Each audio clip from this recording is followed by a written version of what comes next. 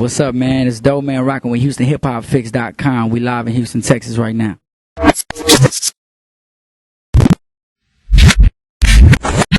Hey, this is Protocol with HoustonHipHopFix.com. I'm with none other than Doeman. What's happening, brother? No doubt. What's up, man? What's good with you, bro? Just did the show in Houston. My voice going out like a motherfucker, bro. But other than that, it's all love. What you got up, bro? You know, we're just happy to be here. We know that you perform a whole lot. Seen you with Propane, seen you tonight. Quite a turnout, man. I want to just go ahead and talk about your core fan base. It just seems to be getting bigger and bigger and bigger, man. What's your secret? To be honest, bro, it's just them. It's not nothing. I don't think it's anything I do except for the music, give them like the music that they want. I mean, just real shit. I just try to do like the realest shit I can, and they like that shit. You know what I mean? Like the fan base that I got. So I think they just spread it. They like when you really believe in something, you don't go tell somebody about it. You're not just gonna hear it and like dead it there. So I think like it's really my supporters that are like amazing. You know what I'm saying? Because they go in there every time I'm like bring somebody. Oh, I'm bringing my cousin. I'm bringing my homies, and the next thing you know they turn into fans and so on and so on. So I mean that's how we got the base, and I think it's a strong base. I think I got like the dopest supporters, man. I love them to death. I want to talk about the music since we're on that topic and your style, because you're from Houston, but a lot of people say your style is not typical Houston, but you definitely been working.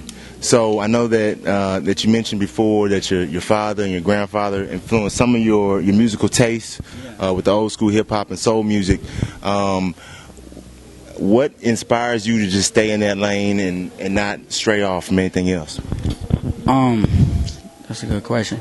Really, bro, like the hip hop I was raised on, it's like something that you do, right? You get a lane and you master it. Like, don't jump from lane to lane. And I think that's something that a lot of artists, don't even talented artists, do that shit because they think like, damn, this was hype, this was happening. But at the end of the day, like I said, we're building a foundation. Like, I'm not trying to go and like be the biggest name right now. I'm trying to build it and build it and build it and build it. So that way, even if I do something when I fall, they gonna catch me. You know what I mean? So, really what motivates me is just my fans. Like, I've tried to do like the shit, that wavy shit, and it's like, bro, I just got to do what you do. And you know what I mean? Like there's people in the game that are better than me at doing what they do, but I'm going to be better than them at what I do. You know what I mean? So I just really try to keep it as me and the people around me and know where we from and try to show the world what we're about and shit, like how different it is. And really, man, just it's nothing else, because I'm not going to go in there and do like, I don't want to go and just do some shit that I'm trying to like get on. I'm going to put out my soul. Like my little cousin just passed, you know what I'm saying? So, man, like knowing that life can go any minute, I want them to remember me for the real shit and for the shit that they love me for. You know what I mean? Not the bullshit. Not like, damn, man, he sold out. So that's it basically for me, bro. Just trying to stay doing my shit. Well, I know everybody's loving it. You've been working a lot, man, and just listen to each project that you put out, you know, just each year. Now, OBE came out 2016, is brand new. A lot of crazy production on there, man. What was your process in selecting those tracks? To be honest, bro, like we went through like we probably made like almost 100 songs for like in that process, because like we were like, oh, we're gonna drop like August. I remember we said we're gonna drop August. I'm gonna drop October. So really, man, we're just making like a shitload of music, and then finally when we decided to put some out, like we probably made mistakes. I feel like 15 was a real like mistake-ful and learning year for me. It was like a real growthful year, because I was like, okay, damn, I see what not to do. Like I see the stock kind of went down. So now what we're gonna do to pick it back up? And it's like, man, we're gonna give them that shit, and like that's what we did with OB. We were like, every song I want them to like just fuck with it, and then, you know what I'm saying, be like, damn, this that shit. So really, man, we did a whole bunch of shit. We sat in the room, me and my homie and the team, and we were like, yo, let's decide what the fuck is gonna be on the album.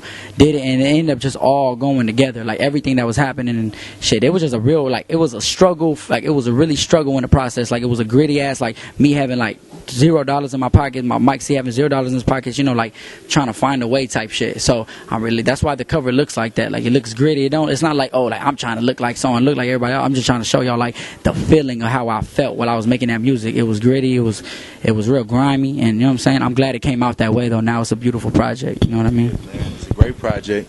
Has great production. I mean, like really high level stuff.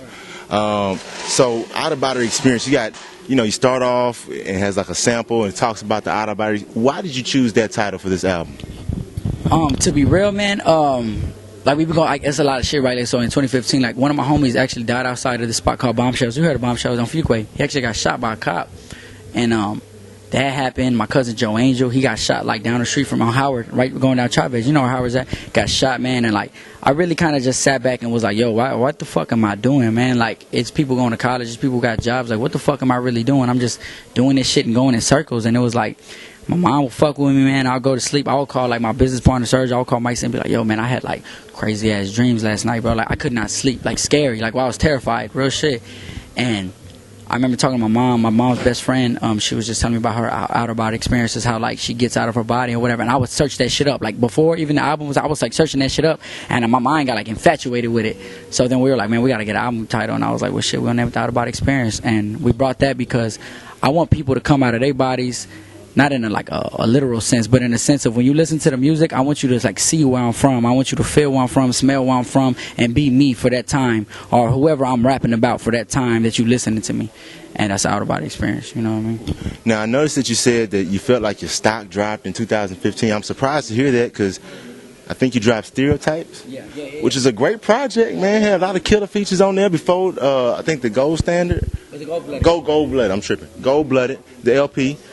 That had, it had Maxo Cream on there with Activists, had Propane with the Jodeci, killer track. So, you know, just me looking at your music, it felt like this. Why do you feel like 2015 was a dip?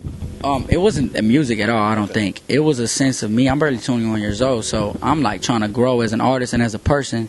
So we were making mistakes as far as like, oh, let's put it out now, or let's not wait, or like, you know, let's do it. I mean, we weren't setting it up. Like we did not like we weren't strategic at all in 2015. And not the sense of the music, 'cause I think the music was super dope, but Stereotypes is really like a topic that a lot of people don't want to touch. So when I did that shit, it was like for all us, like it was blacks, Mexicans, for white people, like everybody gets stereotyped at a point. And like I always say, like I love the city of Houston, but I feel like they're not like, they don't want to hear, like, they don't want the shit to evolve at times. So with Stereotypes, I was trying to take it all the way instead of like gradually, like, it's not that I was just like rapping my ass off, but I was like the topics, like I was trying to make content, like I want people to, because that's the way I felt. I was like, I'm really like, I strongly feel about that shit. But at the time, it was like, yeah, we got shows and South by was dope and all that shit, but at the end of the day, like, you know it as an artist, like I know artists feel this shit, like they know when they like, okay, bro, we got it. Like tonight, it was like a beautiful night. Like I was like, fuck, like I'm in the back, they screaming, and I'm like, yo, 2015 it wasn't going into that. And now that we kind of came back, recreated, you know what I mean, re-strategized and shit, now we got it for 16, you know what I'm saying? Hopefully it's gonna be a big year. It's looking like it, man. So it seems like y'all are moving more like a machine, getting more like a strong business. What's your strategy, or what's your plan now? Because you got a great project out. What are some things that you have laid out in your mind, at least? Like never. We're not gonna stop working. Like we're gonna keep making music. It's not that we're gonna put out music all the time, but we're gonna keep making music, and we're gonna drop the visual to like the hottest song, which right now is No Limit 91. So we're gonna drop a visual to that more than likely. Really sit back and be real creative with it.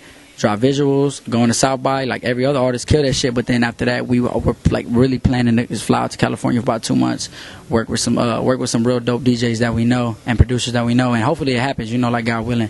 But that's it right now. We just really like, we're gonna take it day by day, but we're gonna push that project. Like I feel like with Stereotypes, I just kind of like short-lived it. Like, all right, it's not popping, it's not popping. Like I didn't give it a chance. OB, I'm gonna give it a chance, and I'm gonna let that shit live. You know what I mean? I'm gonna let it go as far as it can to where we're like, okay, now we need to do something else. We gained that fan base. Let's go get it. Like now we got a fan base in not just Texas, but California or New York, and that's all we're trying to do right now, man. We just really want to get more fans. That's all. The only plan we can do. Go out there and like hand-to-hand type shit. That's all we can do. I think it's only a matter of time before that happens, just because your music is good and it's quality music, and I think it's authentic.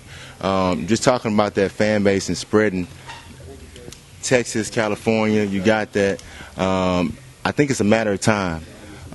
You also talked about a few years back, and it's South by Southwest time again. At the time, you said that the city was bubbling. I think.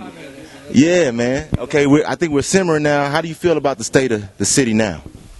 I mean, because obvious, like, yo, like it's a lot of young cats like popping out the city, and I mean, I'm proud of it. It's just a point where I gotta like, I'm right now as an artist, I'm trying to find my own like, well, I got my own lane, but I'm trying to find my own point in like my success. Even though I might be too young, right? My mind's not ready. Like, you know what I'm saying? Like I said, I don't want to be overnight success, but I'm proud of Houston right now. I feel like Houston got a lot of young talent, you know what I mean? Like, and I feel like all that needs to happen is like a lot of the older cats who were popping and who had a real big buzz. I feel like they should put on for these younger people, because that's the only way the city can carry on and carry on and carry on. If we cut it off, bro, it's just like I get to the top, pull the ladder up, get to the top, pull the ladder up, and that's what the city's been doing.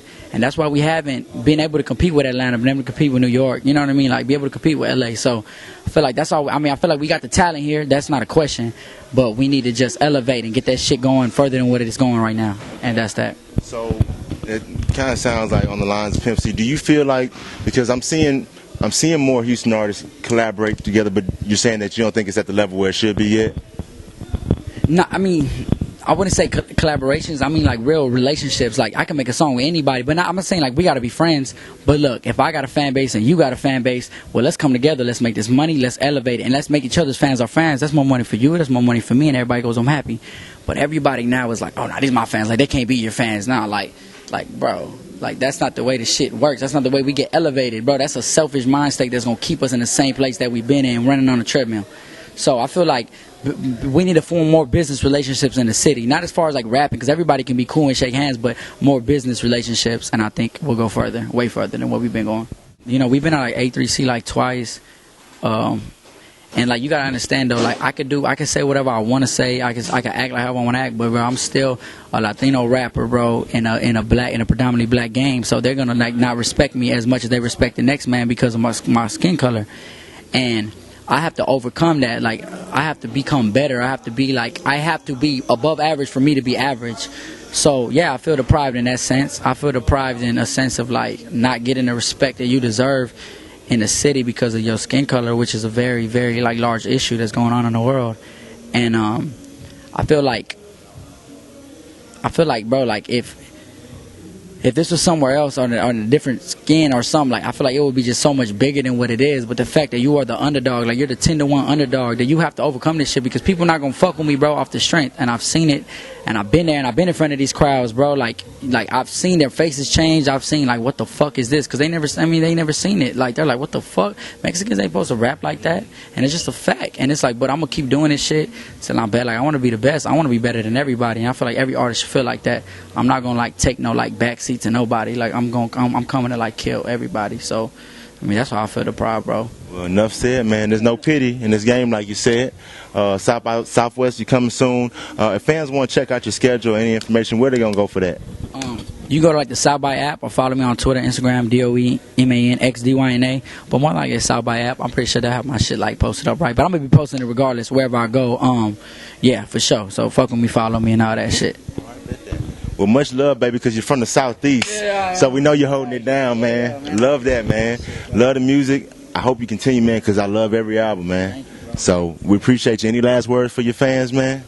Hey, yo, man, I just want to tell you I love y'all, man. Let's keep on putting on. Let's keep on motherfucking proving everybody wrong. And let's do our fucking thing. DYNA forever, man. Stay down. You heard that. Houston Hip Hop Fix. We out.